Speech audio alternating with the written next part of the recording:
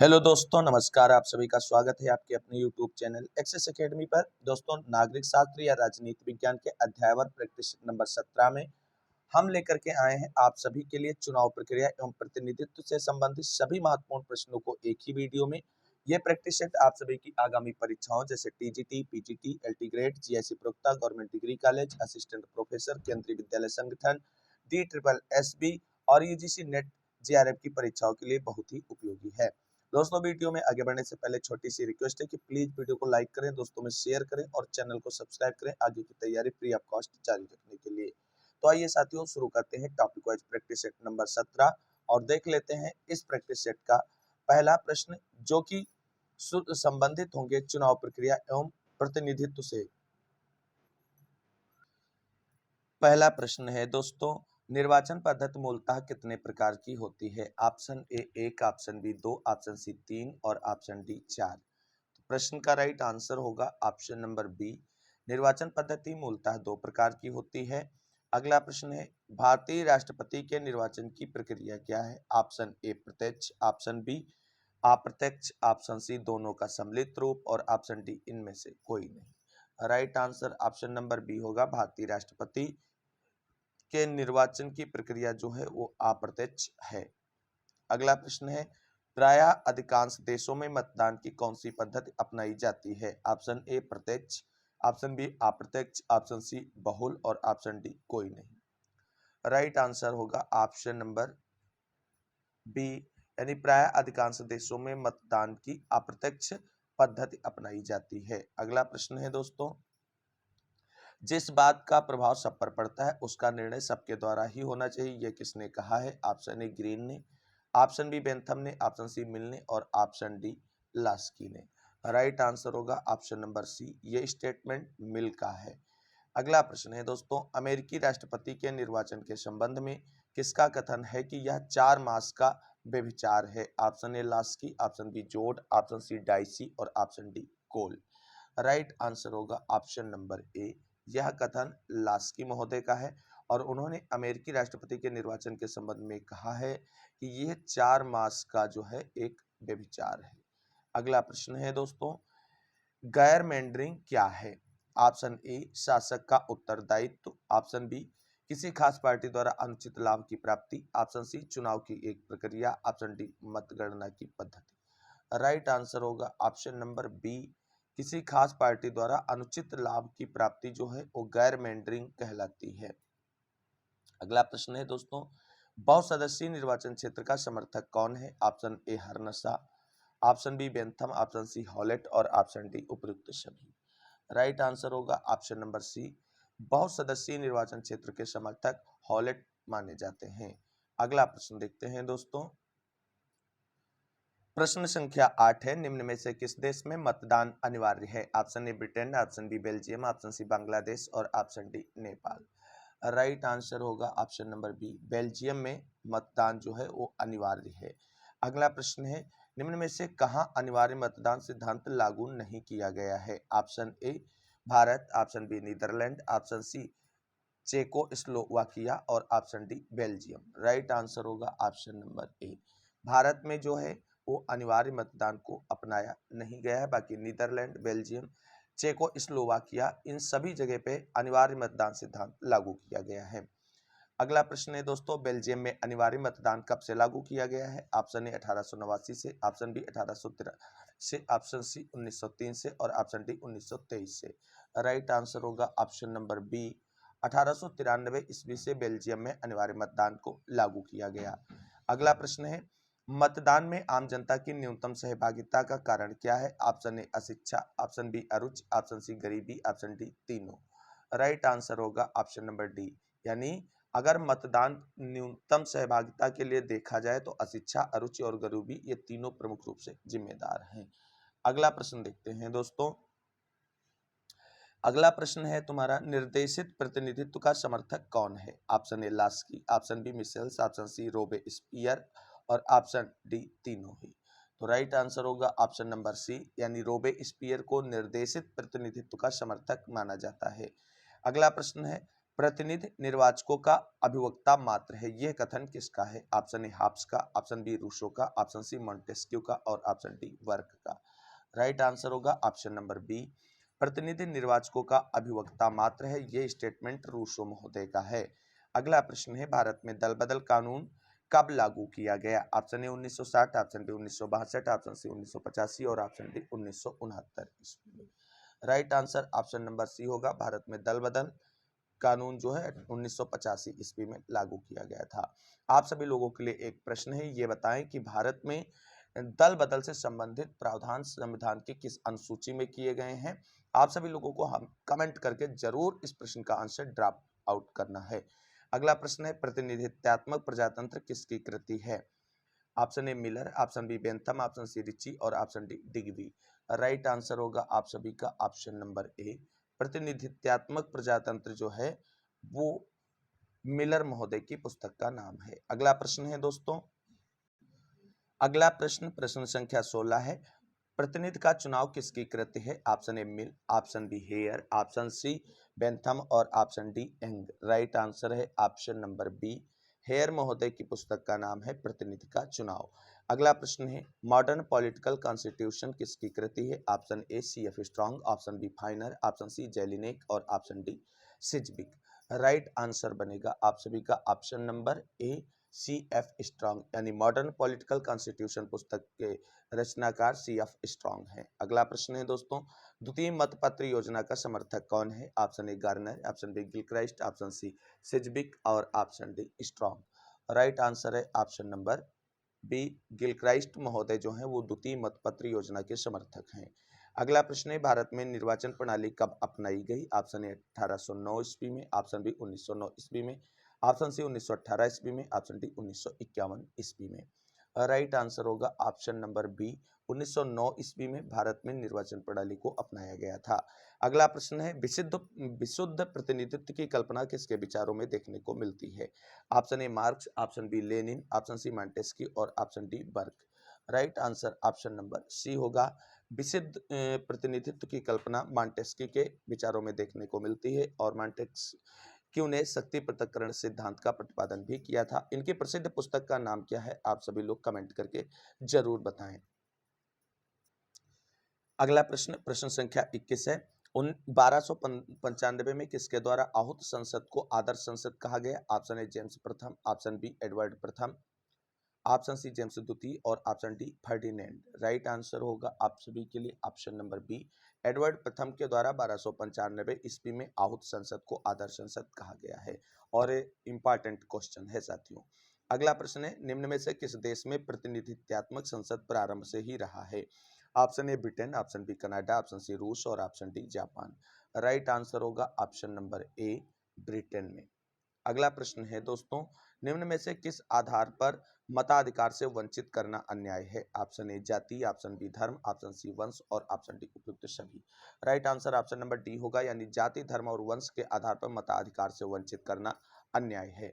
अगला प्रश्न है, निम्न में से किस आधार पर मताधिकार से वंचित करना तर्कसंगत है? ऑप्शन ए लिंग, ऑप्शन बी मानसिक दशा, ऑप्शन सी गरीबी, ऑप्शन डी उपयुक्त सभी। राइट आंसर होगा ऑप्शन नंबर बी, तर्कसंगत पूछा गया है तो मानसिक दशा पर मताधिकार से वंचित करना तर्कसंगत है। अगला प्रश्न है, निम्न में से कौन सा जन सामान्य को मताधिकार दिए जाने के पक्ष में नहीं है? Option A Macaulay, option B Lecky, option C Bluntschli, option D उपयुक्त सभी। राइट आंसर होगा ऑप्शन नंबर डी, यानी उपयुक्त सभी विचारक जो हैं वो जन सामान्य को मताधिकार दिए जाने के पक्ष में नहीं है। अगला प्रश्न देखते हैं दोस्तों। अगला प्रश्न है, व्यावसायिक प्रतिनिधित्व का प्रधान प्रवक्ता कौन था? Option A Macaulay, option B Lecky, option C Merriam, option D GDH Cole. Right answer होगा option number D, GDH Cole. अगला प्रश्न है, सामान्य बहुमत प्रणाली किस देश की उपज है? Option A Bharat, option B France, option C Japan और option D Britain. Right answer होगा ऑप्शन नंबर डी, ब्रिटेन। अगला प्रश्न है दोस्तों, सामान्य बहुमत प्रणाली निम्न में से किन किन देशों में पाई जाती है? Option A Bharat, option B संयुक्त राज्य अमेरिका, ऑप्शन सी ब्रिटेन और ऑप्शन डी तीनों। राइट आंसर होगा ऑप्शन नंबर डी, यानी भारत, संयुक्त राज्य अमेरिका और ब्रिटेन तीनों देशों में सामान्य बहुमत प्रणाली का दर्शन होता है। अगला प्रश्न है, किसके अनुसार पागलों को भी मताधिकार मिलना चाहिए? Option A Green, option B Mill, option C Bentham, option D इनमें से कोई नहीं। राइट आंसर होगा ऑप्शन नंबर बी, मिल के अनुसार पागलों को भी मताधिकार मिलना चाहिए। अगला प्रश्न है, एंड्रयू ने किस प्रणाली का समर्थन किया है? ऑप्शन ए सीमित मत प्रणाली, ऑप्शन बी बहुमत प्रणाली, ऑप्शन सी एकल संक्रमणीय दल प्रणाली और ऑप्शन डी इनमें से कोई नहीं। राइट आंसर होगा ऑप्शन नंबर सी, एकल संक्रमणीय दल प्रणाली। अगला प्रश्न है दोस्तों, दो संसद की अवधारणा के प्रतिपादक कौन है? Option A Henry Maine, option B Henry Benthas, option C Droop, option D Andrew. Right answer आपका होगा option number B, Henry Benthas को दो संसद की अवधारणा का प्रतिपादक माना जाता है। अगला प्रश्न है, विश्व का सबसे बड़ा संसदीय लोकतंत्र कौन सा है? Option A Britain, option B Bharat, option C चीन और ऑप्शन डी संयुक्त राज्य America. Right answer option number B होगा भैया, भारत अपना विश्व का सबसे बड़ा संसदीय लोकतांत्रिक देश है और विश्व का सबसे बड़ा संविधान जो है वो भी हमारे देश का है। अगला प्रश्न है, भारत में निर्वाचन प्रक्रिया से संबंधित अनुच्छेद कौन सा है? ऑप्शन ए अनुच्छेद 370, ऑप्शन बी अनुच्छेद 324, ऑप्शन सी अनुच्छेद 342, ऑप्शन डी अनुच्छेद 329। राइट आंसर होगा ऑप्शन नंबर बी, अनुच्छेद 324। अगला प्रश्न है दोस्तों, किस संशोधन द्वारा भारत में लोकसभा की सीटों की संख्या नियत कर दी गई थी? ऑप्शन ए 44वें, ऑप्शन बी 42वें और ऑप्शन सी 46वें और ऑप्शन डी 43वें। Right answer option number B होगा, 42वें संविधान संशोधन के द्वारा भारत में लोकसभा की सीटों की संख्या नियत कर दी गई थी। आप सभी लोगों के लिए प्रश्न है कि वर्तमान में लोकसभा के सदस्यों की कुल सीटें कितनी हैं? कमेंट करके बताना है। अगला प्रश्न है दोस्तों, भारत के प्रथम लोकसभा में कितने सदस्य थे? Option A 500, option B 301, option C 489 और ऑप्शन डी 523। राइट आंसर है ऑप्शन नंबर सी, भारत के प्रथम लोकसभा में 489 सदस्य थे। प्रथम लोकसभा अध्यक्ष जीबी मावलंकर थे, ये भी याद रखना है, सरल सा क्वेश्चन है, कई बार एग्जाम में पूछ लिया जाता है। अगला प्रश्न देखते हैं दोस्तों, अगला प्रश्न है, भारत में चुनाव आयुक्त की नियुक्ति कौन करता है? ऑप्शन ए राष्ट्रपति, ऑप्शन बी उपराष्ट्रपति, ऑप्शन सी प्रधानमंत्री और ऑप्शन डी मुख्य न्यायाधीश। राइट आंसर है ऑप्शन नंबर ए, भारत में चुनाव आयुक्त की नियुक्ति भारत के राष्ट्रपति के द्वारा की जाती है। अगला प्रश्न है, वर्तमान में भारत में कितने सदस्यीय चुनाव आयोग है? ऑप्शन ए 1 सदस्यीय, ऑप्शन बी 2 सदस्यीय, ऑप्शन सी 3 सदस्यीय और ऑप्शन डी बहुसदस्यीय। Right answer option number C होगा, वर्तमान में भारत में 3 सदस्यीय लोक चुनाव आयोग है। अगला प्रश्न है, चुनाव आयोग है ऑप्शन ए एक स्वतंत्र निकाय, ऑप्शन बी एक सामाजिक निकाय, ऑप्शन सी एक वैधानिक निकाय, ऑप्शन डी एक राजनीतिक निकाय। राइट आंसर ऑप्शन नंबर ए होगा, चुनाव आयोग एक स्वतंत्र निकाय है। अगला प्रश्न है, आमतौर पर भारत में मतदान केंद्र पर कितने मतदाता वोट डाल सकते हैं? ऑप्शन ए 100 और ऑप्शन बी 1000, ऑप्शन सी 10,000 और ऑप्शन डी कितने भी। राइट आंसर होगा ऑप्शन नंबर बी, आमतौर पर भारत में मतदान केंद्र पर जो है एक मतदान केंद्र की बात की गई तो 1000 जो मतदाता है वो वोट डाल सकते हैं। अगला प्रश्न है, राष्ट्रीय दल को कौन मान्यता देता है? ऑप्शन ए सरकार, ऑप्शन बी चुनाव आयोग, ऑप्शन सी राष्ट्रपति और ऑप्शन डी न्यायपालिका। Right answer option number B होगा, किसी भी दल को मान्यता देने का कार्य जो है वो चुनाव आयोग के द्वारा किया जाता है। अगला प्रश्न है, भारतीय जनसंघ का नया नाम क्या है? ऑप्शन ए Bharatiya Janata party, option B Samajwadi जनता पार्टी, ऑप्शन सी जनता पार्टी और option D Janata Dal. Right answer होगा आपका ऑप्शन नंबर ए, जनसंघ का नया नाम भारतीय जनता पार्टी है। अगला प्रश्न है दोस्तों, जैसमिल निम्न में से किससे मतदान का आधार बनाने के पक्ष में थे? ऑप्शन ए शिक्षा, ऑप्शन बी संपत्ति, ऑप्शन सी उपरोक्त दोनों, ऑप्शन डी किसी को भी नहीं। राइट आंसर है ऑप्शन नंबर सी, जैसमिल शिक्षा और संपत्ति दोनों को मतदान का आधार बनाने के पक्ष में थे। अगला प्रश्न है, कौन आनुपातिक प्रतिनिधित्व प्रणाली का घोर आलोचक है? Option A Laski, option B Mill, option C Acton और ऑप्शन डी उपयुक्त सभी। राइट आंसर होगा ऑप्शन नंबर ए, लास्की आनुपातिक प्रतिनिधित्व प्रणाली के घोर आलोचक हैं। अगला प्रश्न है, द मशीनरी ऑफ रिप्रेजेंटेटिव किसकी कृति है? Option A Hare, option B Mill, option C Andrew और ऑप्शन डी कीथ।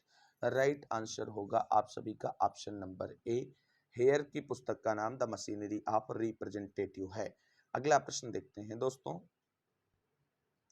अगला प्रश्न है, सामान्य बहुमत प्रणाली किस व्यवस्था के लिए सर्वाधिक उपयुक्त है? ऑप्शन ए एक दलीय, ऑप्शन बी द्विदलीय, ऑप्शन सी बहुदलीय और ऑप्शन डी उपयुक्त सभी। राइट आंसर होगा आप सभी का ऑप्शन नंबर बी, अगला प्रश्न है दोस्तों, आनुपातिक प्रतिनिधित्व प्रणाली के निर्वाचन कोटा संबंधी प्रावधान को व्यवहारिक रूप सर्वप्रथम कहाँ मिला? Option A Denmark, option B France, option C Greece, option D Britain. Right answer है ऑप्शन नंबर ए डेनमार्क। यानी ध्यान रखना है, आनुपातिक प्रतिनिधित्व प्रणाली के निर्वाचन कोटा संबंधी प्रावधानों को व्यवहारिक रूप सर्वप्रथम डेनमार्क में देखने को मिलता है। अगला प्रश्न है, प्रकार्यात्मक प्रतिनिधित्व का कौन सा समर्थक नहीं है? Option A Mirabeau, option B Cole, option C Laski, option D Sidney Webb. Right answer है ऑप्शन नंबर सी लास्की। अगला प्रश्न है दोस्तों, वयस्क मताधिकार का कोई विकल्प नहीं, ये कथन किसका है? Option A Bentham, option B Laski और ऑप्शन सी कोल और option D Graham Wallas. Right answer होगा आपका option number B Laski.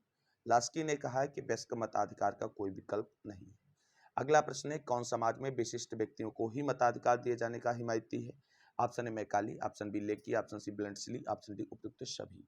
Right answer होगा ऑप्शन नंबर डी उपयुक्त सभी। यानी मैकाले, लेकी और ब्लेंडसली ये सभी जो हैं समाज में विशिष्ट व्यक्तियों को ही मताधिकार देने के हिमायती हैं। अगला प्रश्न है, कौन महिला मताधिकार एवं आनुपातिक प्रतिनिधित्व का समर्थक है? Option A Mill, option B Bentham, option C Rousseau, option D Laski.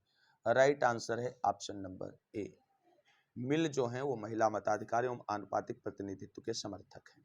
अगला प्रश्न है, व्यावसायिक प्रतिनिधित्व की मांग किसने की है? Option A Mirabeau, option B Mussolini, option C श्रमिक संघवादी, ऑप्शन डी उपरोक्त सभी। राइट आंसर होगा ऑप्शन नंबर सी, श्रमिक संघवादियों ने व्यावसायिक प्रतिनिधित्व की मांग की है। अगला प्रश्न है दोस्तों, मतदान का वैधानिक सिद्धांत किस युग की देन है? ऑप्शन ए 16वीं, ऑप्शन बी 17वीं, ऑप्शन सी 18वीं और 19वीं, ऑप्शन डी 19वीं 20वीं।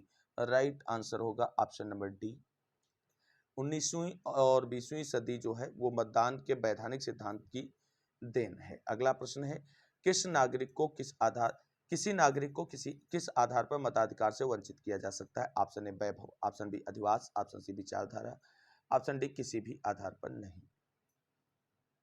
राइट आंसर होगा ऑप्शन नंबर बी अधिवास। अगला प्रश्न है दोस्तों,